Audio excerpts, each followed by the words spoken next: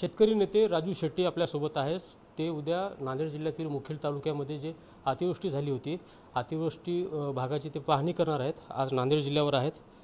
Sir, काय सांगाल? नांदेड जिल्ह्यामध्ये मोठ्या प्रमाणात अतिवृष्टी झालेली आहे, परंतु शेतकऱ्यांना जे सरसकट मागणी आहे मदत करण्याची, आतापर्यंत सरकारकडून मिळालेली नाही आहे। सरकार फक्त पंचनाम्याचं नाटक करायला लागलेलं आहे।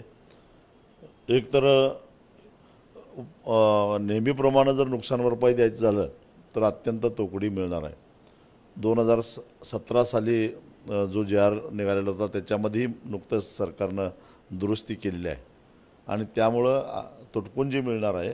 परंतु सध्याचं यावर्षीचं जे नुकसान आहे ते प्रचंड आहे। एकतर हातातोंडाला आलेली पिकं बर्बाद झालेली आहेत, जमिनी वाहून गेलेल्या आहेत, खरडून गेलेल्या आहेत।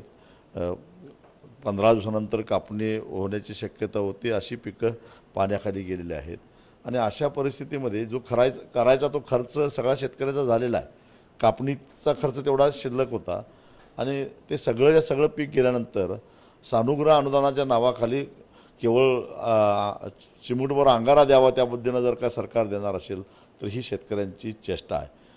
पीक विम्याच्या नावानं सगळा आनंदच आहे, कारण त्यात ट्रिगर बदलल्यामुळे शेतकऱ्यांच्या हातामध्ये काही लागणार नाही। हा विमा खरं तर कंपन्यांच्यासाठी आहे, शेतकऱ्यांच्यासाठी नाही, म्हणून बहुतेक सुज्ञ शेतकऱ्यांनी या विम्याकडे पाठच फिरवलेली आहे। मग अशा परिस्थितीमध्ये शेतकऱ्यांना वाऱ्यावर सोडणार आहात का? आता मुद्दा हा आहे की या महायुतीच्या मध्ये असणाऱ्या तिन्ही पक्षाच्या नेत्यांनी विधानसभेच्या निवडणुकीमध्ये जनतेला विशेषतः शेतकऱ्यांना वचन दिलेलं होतं की आम्ही तुमचा सातबारा कोरा करणार आहोत।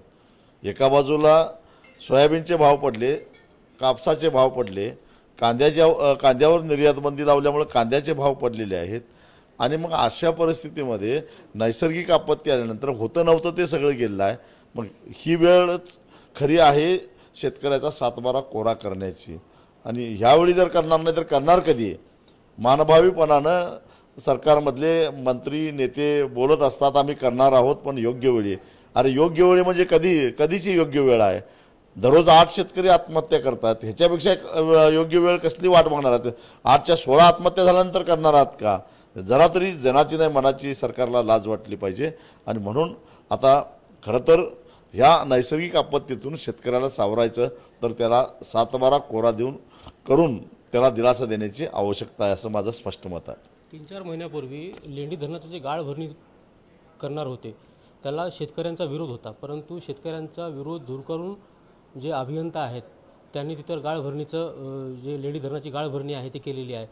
त्या गाळ भरणीला शेतकऱ्यांचा विरोध होता आणि त्यानंतर शेतकऱ्यांचा असाही आरोप होतो एकीकडे की जर आम्हाला पूर्वी जर कल्पना दिली असती तर जीवितहानी झाली नसती किंवा आम्ही मग दुसरं कुठेतरी स्थलांतर झालो होतो, त्यांना योग्य वेळी ते सूचना मिळाली नाही असाही कुठेतरी शेतकऱ्यांकडून आरोप होते ग्रामस्थाकडनं। प्रशासकीय दिरंगाईचा उत्तम नमुना म्हणजे हे धरण आहे। खरं तर याचं सखोल चौकशी झाली पाहिजे, याची एक श्वेतपत्रिका निघाली पाहिजे। पूर्वलक्षी प्रभावानं शेतकऱ्यांना मुआवजा दिला पाहिजे होता। 2013चा कायदा तेच सांगतोय, परंतु तेही झालेलं नाही आहे।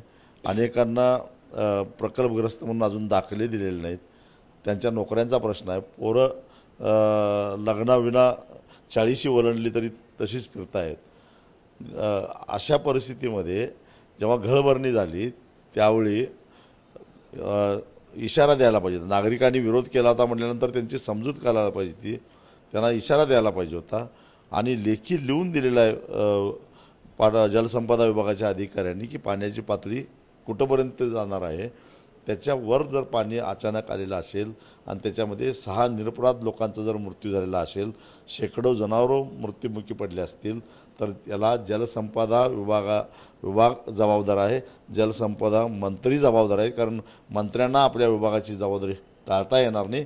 त्याची नैतिक जबाबदारी स्वीकारून जलसंपदा मंत्र्यांनी राजीनामा दिला पाहिजे आणि जे संबंधित अधिकारी ज्यांनी लिहून दिलेलं होतं त्यांना पहिल्यांदा टर्मिनेट केलं पाहिजे, खात्यातून सस्पेंड पण नाही, टर्मिनेट केलं पाहिजे अशी माझी मागणी आहे। कोल्हापूरमध्ये जेव्हा पूर परिस्थिती निर्माण झाली होती, पूर आलेला होता, तिथं सरसकट जो आहे ती मदत करण्यात आलेली आहे. त्याच धर्तीवर कोल्हापूरच्याच अनुषंगाने मुखेड तालुक्याला सुद्धा सरसकट मदत करण्यात येते, अशी सुद्धा एकंदरीत मागणी होऊ लागली.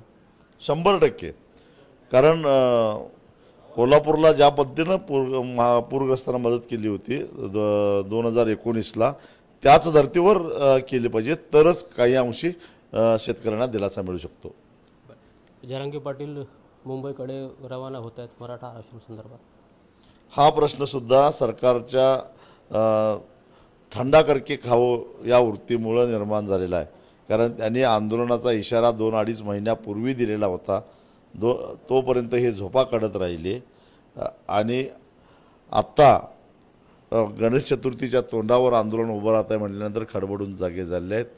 म्हणजे आज खरं तर महाराष्ट्रातला सगळ्यात मोठा उत्सव म्हणजे गणेश चतुर्थी, आणि या गणेशोत्सवाच्या काळामध्ये एका बाजूला आंदोलन करत आहेत, दुसऱ्या बाजूला लोक उत्सव साजरा करत आहेत. आणि ही परिस्थिती कुणी निर्माण केली? सरकारच्या धोरणामुळे निर्माण केली. त्याच्या आधी चर्चेच्या फेऱ्या व्हायला पाहिजे होत्या, संवाद व्हायला पाहिजे होता.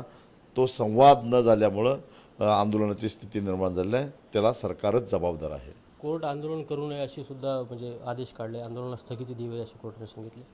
खरं तर कोर्टाचंही मला आश्चर्य वाटतं. कोर्टानं सरकारच्या नाकर्तेपणावर सुद्धा बोट ठेवायला पाहिजे होतं. पण अलीकडच्या काळामध्ये न्यायव्यवस्थेबद्दल काय चांगलं बोलावं अशी काही फार परिस्थिती आहे असं मला वाटत नाही. आंदोलनासंदर्भात जे आंदोलन निघते मुंबईला, सरकार कुठेतरी दबाव टाकते असं वाटतं. दबाव टाकण्याचा प्रयत्न करायला लागले, पण ते मागात पडेल त्यांना. नक्कीच सरकार जे आहे, मनोज जरांगे पाटील जे आंदोलन करत आहेत त्याच्यावर दबाव टाकण्याचा प्रयत्न करत आहे, अशी टीका शेतकरी नेते राजू शेट्टी यांनी केलेली आहे.